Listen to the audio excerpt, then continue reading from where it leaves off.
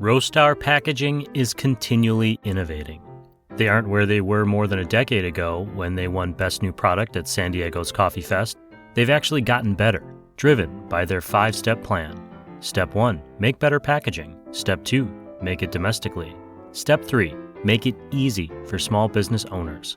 Step 4, make it look awesome. Step 5, world domination. It's working, as they just won Best New Product at Coffee Fest New York for their new peel and stick valved tin closure. That's hard to say, but it's a win for Roastar and a win for small business. On roastar.com, you can use their artwork templates to enable you to imagine your artwork, your logo, on a sleek coffee bag, classic tin, sticker, or label. Roastar has been and is tipping the scales to favor solo entrepreneurs and small businesses, using digital printing to offer faster turnaround times and smaller print runs for coffee roasters. In short, Roastar can help and grow your business. And on roastar.com, you can start with a quote and end with the perfect coffee package to share your story. Now, on to the show.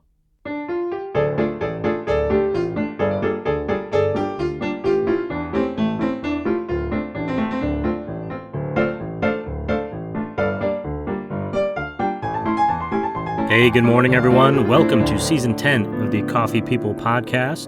This show is part of the Roast West Coast Coffee Network and presented by Roastar Coffee Packaging. I'm Ryan Woldt, and this is the podcast where we meet really compelling human beings from all corners of the coffee industry, and we let them tell their story. In this case, we're re-meeting David Foster of Kiln Coffee in Grand Junction, Colorado. David founded Kiln Coffee with his twin brother Jonathan, and he appeared on our 100th episode back in 2022. I'll link to that in the newsletter, which you can find on coffeepeoplepodcast.com. Or you can just tap the link in this podcast's show notes wherever you're listening. Should be right there. David is back to chat about the new children's book he co-wrote with his wife Meghan and was illustrated by Ben Haver, called Jett Goes to Work with Dad. The book is about a young Yeti who spends a day working the coffee bar with his father and learning a few life lessons along the way. You can see some of those illustrations and learn more about the book, which is out now, in the newsletter I mentioned at coffeepeoplepodcast.com. You can also find the book for sale at various coffee shops around Colorado and on kilncoffee.com. Link in the show notes. Okay, I've got my mug of coffee. It's filled up with a lovely single origin from me and my Uncle Coffee. I brewed it up on the Simply Good Coffee brewer, which frankly has been a crutch lately, as I've woken up feeling a bit lazy. I do not feel bad about it. At least not since acknowledging that just because I know how to brew a pour-over doesn't mean I have to every day, and doesn't mean I do it better than the machine. But I digress. Let's get back to the show, shall we? I hope you all enjoy this follow-up chat with coffee roaster, coffee shop owner, baseball fan, and children's book author, David Foster of Kiln Coffee in Grand Junction, Colorado.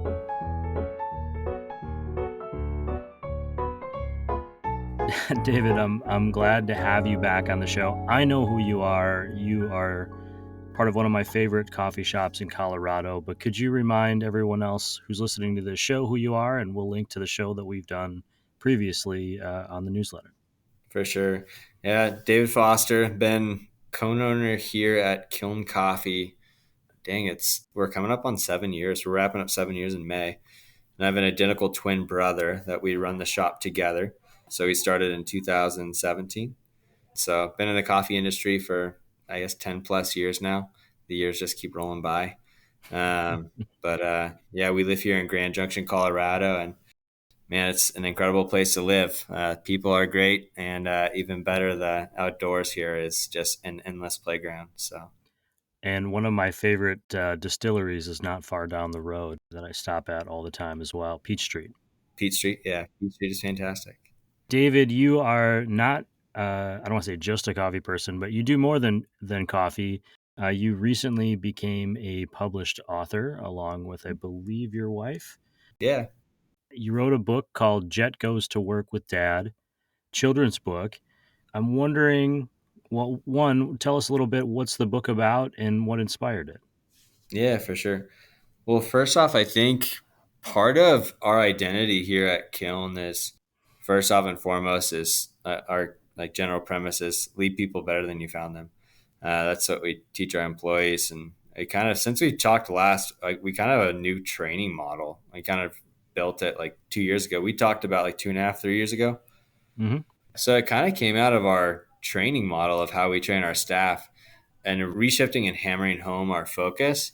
And I think when our focus became solely how can we impact our community and how can we communicate hospitality in a simple way, we naturally began to look for different outlets and children's books. I mean, we talked a little bit about my background before with special education. I mean, read Pete the Cat books over and over and over and over again. And so very familiar with reading children's books to kids and always loved children's books. And so I guess the story behind the book is kind of a multitude of things with education, coffee, also hospitality, and wanting to figure out how to communicate it in a simple way. And it's funny, think I started working on the layout of the book last February, and so February of 2023, and I kind of hit a roadblock about halfway through. And I mean, simple concept. You think like, man, it's you just write something down, but for some reason I hit a roadblock and I set it down for like 6 months. I was actually grabbing a beer with a friend, him and his wife, and my wife and I were together, and he just made the joke passively that if you wrote a children's book, David, I'd be super excited to read it to my kids. And for some reason, that comment, like literally the next day, I went to Bestlope, the coffee shop right down the street from my house, and I sat there and I finished the template for it, and I brought it home. And the next day, I think my wife completely reworded it and made it sound fantastic. I told her that the first time that I read it after she had reworded a lot of it, I had an emotional experience with reading the book. I was like, I didn't have that when I read it after I wrote it. So I know for me, my wife is just working. I'm just raw material that she's been shaping and molding for 20 I think, years and turning into something that can give back to the I think world. we got about the same story. The main character in the book, Jett, how would you describe this Yeah. I don't want to call it a monster or something, but it's a little kind of fuzzy guy with fuzzy little blue guy with horns. I mean, where did Yeah. that visual come from? So in 20, I think it was around 2020 or maybe 2019, we gave a project for camping mugs to a student that was a senior at CMU. John and I just really loved the stuff he was creating on his social media and said, hey, we have these two camping mugs, and just kind of gave him a project, gave him no guidelines, just wanted to see what he can create. And he created one of the things we immediately said yes. And the other one incorporated two blue Yetis that they were essentially back to back. One of them's a Yeti, one of them's what I think the Yeti is the snow, and then the summer is the Sasquatch. And so drinking coffee in every season was essentially the concept with it.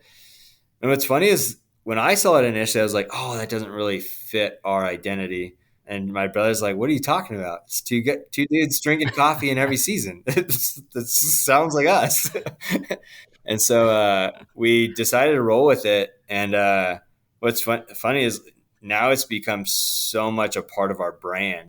And that's where Jett came from. When we told him we wanted to create this story, he said, you can use one of those characters as the dad and create a son character. And he literally, I think he created it like the next day. And we are just like, yes.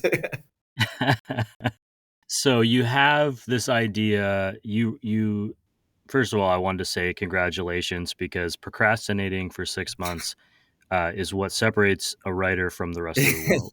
That is absolutely what makes a writer. Secondly, you have this template that you've gone through. Your wife is reworded. You have this visual kind of concept. What's the next step in developing this into an actual physical book? Yeah. So we just released it on March 8th, I think. It's available on all the major platforms online, and we're selling it here in the shop. And we also we're wholesaling it too, because So, I mean, to be like pretty forward, like print cost is around like $10. And so we're wholesaling it for around like, I think the wholesale comes to like 11.25 a copy. And so we're not looking to profit a ton off it. It's more so trying to like push what we believe in, and just trying to get it out there. And so we're kind of just trying to get on every outlet that we can, as far as just trying to, the whole concept of the book was throughout the storyline, the little character Jett is excited to go to work with his dad, and he finds his way in the coffee shop, just making a bunch of mistakes with all the things that he felt like he can do, or was excited to do with his dad. And then at the end of the story, he just continues on through the mistakes. And at the end of the story, realizes that his dad's job, most important part of his job, is to put a smile on somebody's face. And he finds out that he can do that pretty well, just by being himself.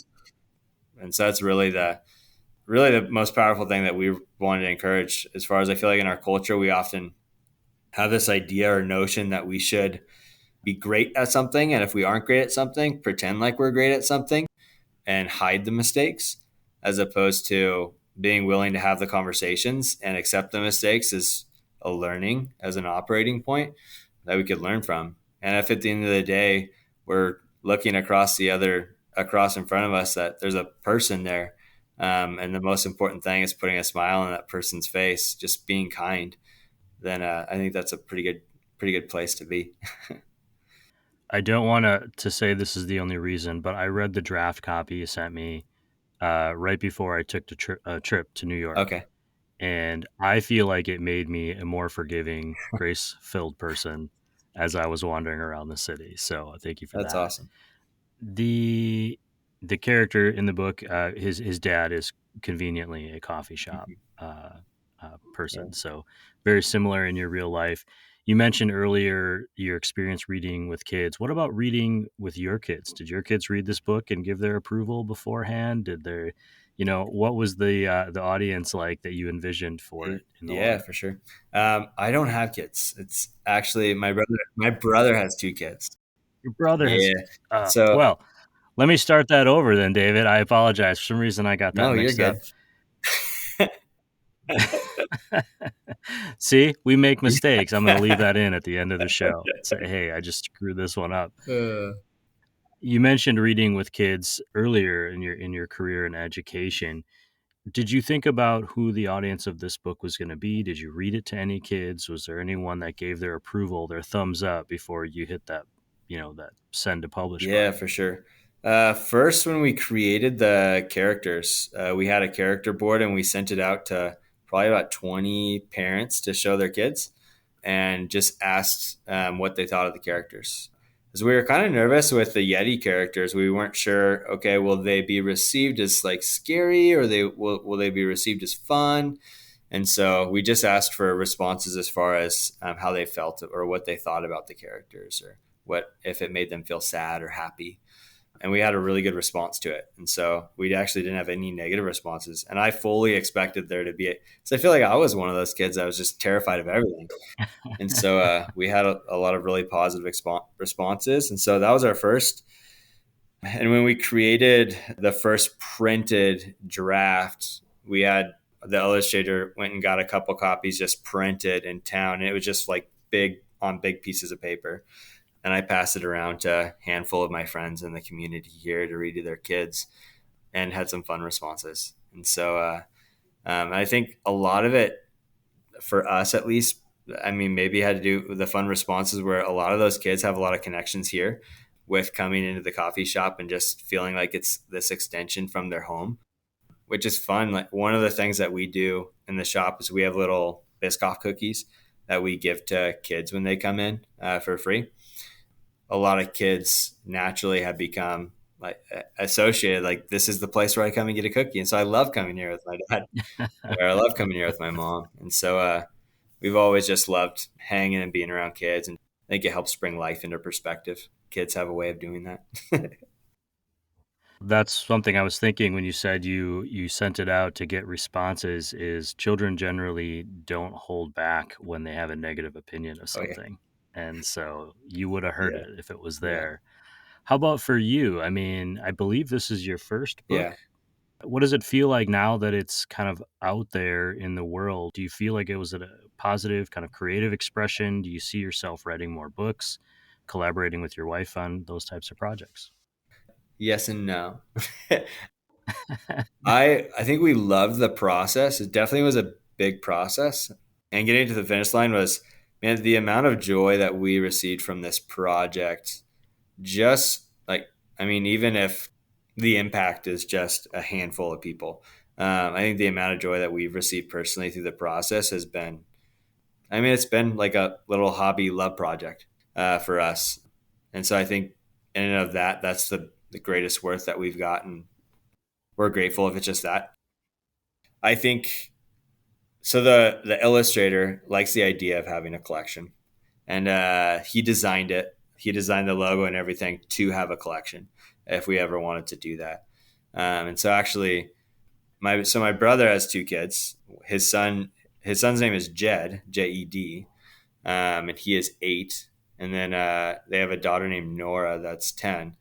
And their summer project this summer, because they got super jazzed when they read the book for the first time, their summer project this summer is to create some outlines for some book ideas.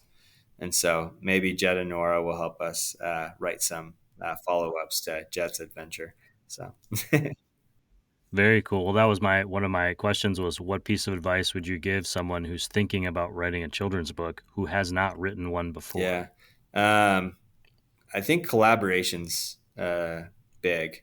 The biggest thing is, I mean, starting off with what you want to communicate. Because I think oftentimes you just the most important part of a children's book is communicating some sort of value and bringing that into fruition and communicating it in a very simple way, figuring out who your audience is. And then also, I mean, the simple writing mantra of write what you know.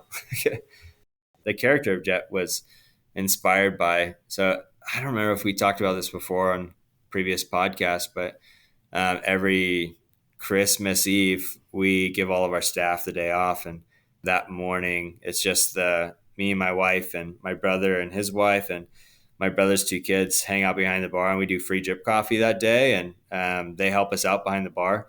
Nora is incredible at running the cash register, mostly by herself. Auntie Maggie hangs out with her and makes sure things get done correctly, but she's pretty on point. And then Jed, this is the first year that Jed was incredible at he pulled shots of espresso over and over again, and that kid did not pull a bad shot. This is the This 8-year-old, is if the I 8-year-old, recall. yeah. So he has so much joy-filled energy. So kind of the joy-filled energy, definitely inspired the character of Jett. Jed did not make near as many mistakes as Jett did. uh, what's fun, Jed, actually, my brother's son learned how to make coffee at home for his mom in the mornings. He really wanted to learn how to make a pour over. And so every single time he makes a pour over for her in the morning, and if he lands right on the 3 minutes, 30 seconds, he'll bring the cup of coffee into his mom and say, "Mom, this is a perfect cup of coffee." That's awesome. I went to work with my parents as a kid, mostly so they didn't have to hire babysitters. But I spent my youth running around in a restaurant, and I know that now, several decades later, I still take those memories and those lessons with me, and think about that time I got to spend with my parents, where they could have just been Yeah. gone at work, and how valuable that was. Since this is a coffee show, and you do own a great coffee shop. I was at Kiln over the holidays, winter Mhm. holidays, and I think we ordered like 4 or 5 drinks. I'm going to be coming back through here in the spring. What is new at Kiln for the In the spring? springtime. When are you coming? May or? No, I'll be driving through in the first week of April on my way to Oh, SCA. awesome. Oh, sweet. We have 3 staff members that'll be there. So I'll be busy that week. Yeah. Uh, we have our managers going out there, and then our manager was out for 2 months with ACL surgery, and we had 2 gals step up, and those gals had only been with us for 4 months at the time, 5 months, and they stepped up and ran the show on the weekends while she was out. And so kind of their reward as a thank you for that was sending them to SCA with our manager. So they're headed out there. Cool. The spring, obviously the book's a new thing. We are working on a project right now with our designer. So the guy that illustrated the book, his name is Ben Haver. He's just an incredible artist. And he had always wanted to illustrate a book. And so that was also part of it. When he said he wanted to illustrate a book, I was like, we're going to make it happen. We're currently working on a sister company for Kiln. We're currently creating a tea brand. We've actually already imported a handful of teas. And so that's kind of the stuff that we're messing with. And the brand itself won't be released, I think, until June or July. But you're already seeing kind of trickles of it in the shop. A few of the teas are already up on our team menu. But yeah. Very cool. Well, congratulations on that as well. What did I miss today? Did I not ask something about this book that you wanted to share, or is there anything else we should know? Not necessarily. I mean, the major thing, so as far as the book goes, I joked around with John because a lot of our training for the shop, like I mentioned earlier, has kind of shifted. And a big part of it was over this a year and a half ago or so, we kind of went on a journey of reading a ton of, are you familiar with Simon Sinek? No. Reading a bunch of Simon Sinek stuff. He has a lot of stuff on leadership. And to be honest with you, I would have expected you to have read it because I feel like the way that you communicate and embody like your values just seems like it's influenced by Simon Sinek. I'm just winging it over here. But so we kind of shifted a lot of our values to starting with why we do what we do. I feel like we've always been a people first company, but we realized the importance of being able to communicate that and communicate it well. And so starting off with employees of here's why we do what we do.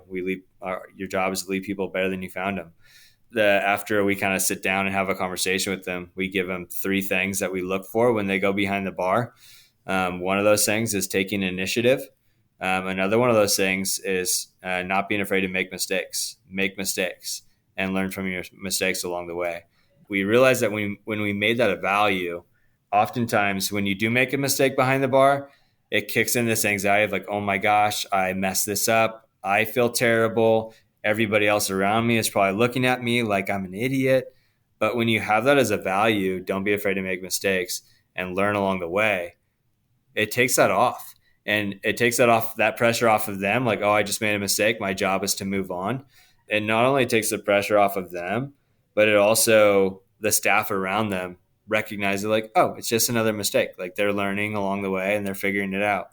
And so we realized how much it changed the culture behind the bar. Because the reality, if you think that you're going to make every drink correctly behind the bar, or if you think you're going to interact with everybody perfectly, it's just not going to happen. It's not a human thing.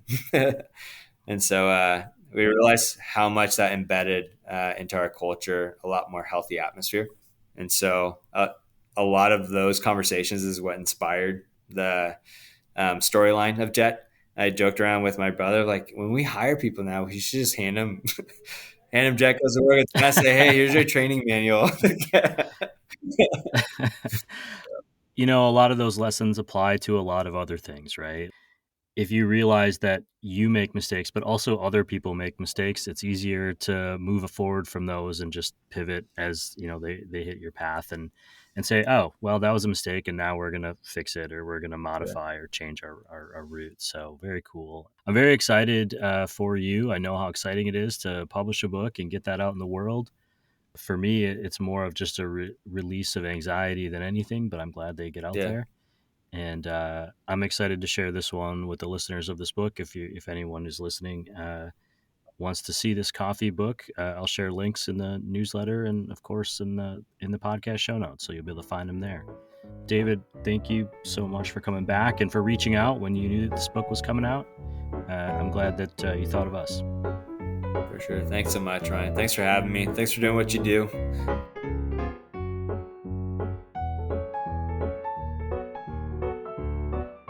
Okay, some key takeaways from the podcast. The mission at Kiln Coffee and the lesson David and Jonathan try to impart in their training of the Kiln team is to leave people better than you found them. David's foray into writing a children's book didn't come without some foundation. In his previous career in special education, he spent a lot of time reading to kids. But he couldn't complete this vision for Jett Goes to Work with Dad without the collaboration with his wife, Meghan, and the skills of illustrator Ben Haver. Even then, he hit a momentary roadblock. In my experience, a lot of writing is processing and procrastinating until there is a breakthrough, which comes in the form of inspiration, support, sometimes even guilt that an idea has been left uncompleted. But that may just be me. This book has more than a few life lessons. The first, and perhaps most prominent, is that we all make mistakes, and it's okay. I made a few in this episode. The book, as it follows Jett's day at the cafe, also shares the Kiln mission to share their passion for supporting others in the form of service. As someone who, like Jett, has worked with his dad, I can say it is worth it, even if you, like me and my dad, don't always have the same method of problem solving, or even viewpoints on the world. Still worth it, as is reading books and reading books to your kids. I'll share illustrations from this one, updates from Kiln, and the links to order in the newsletter found at coffeepeoplepodcast.com. You could also head directly to kilncoffee.com to order some Colorado roasted coffee and keep an eye out for that new tea program that they're introducing. That's one more Coffee People conversation in the books. Thank you for listening to the stories of coffee people, for letting yourself be inspired by their creative and entrepreneurial efforts. And thank you for supporting this podcast by listening, sharing, and sometimes choosing the paid newsletter option on coffeepeoplepodcast.com. Helping us bring this episode to you is this podcast's presenting sponsor, Roastar Coffee Packaging, found at roastar.com.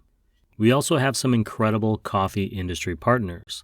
Our legacy partners, they've been with us the longest, include Zoombar Coffee and Tea, Steady State Coffee Roasting, Moster Coffee Company, Coffee Cycle Roasting, Maria Coffee, and Cape Horn Green Coffee Importers.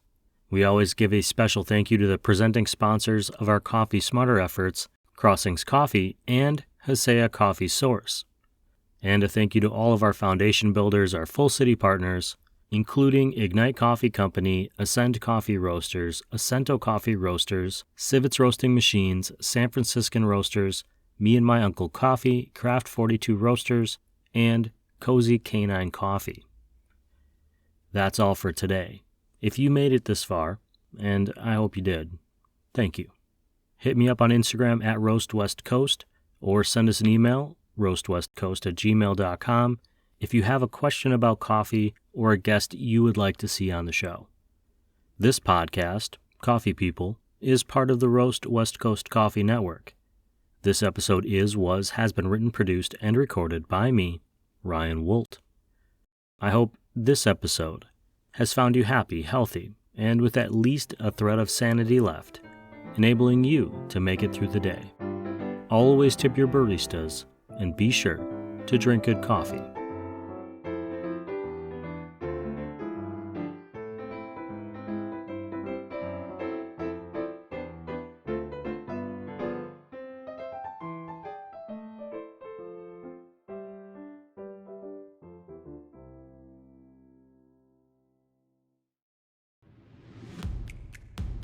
If you are in the early stages of your coffee journey, we want to support you. Check out the Coffee Smarter Education podcasts. Coffee Smarter is designed to enable coffee drinkers to brew a better cup of coffee at home. And Coffee Smarter Pro covers industry-specific topics for baristas, roasters, shop owners, and aspiring coffee professionals. You'll find both shows on your favorite podcast platforms or on our website at coffeesmarterpodcast.com. Before we go too far, I have to know, is that just a tiger on your hat, or does the tiger represent something? The tiger is twofold. It's the Hanshin Tigers in Japan. They play out of Osaka. And I actually told my wife that if she got me this hat, the high school that she teaches at is their mascot is the Tigers. So I told her if she got me the hat, then I'd wear it to the sports games at the high school and go to the games with her.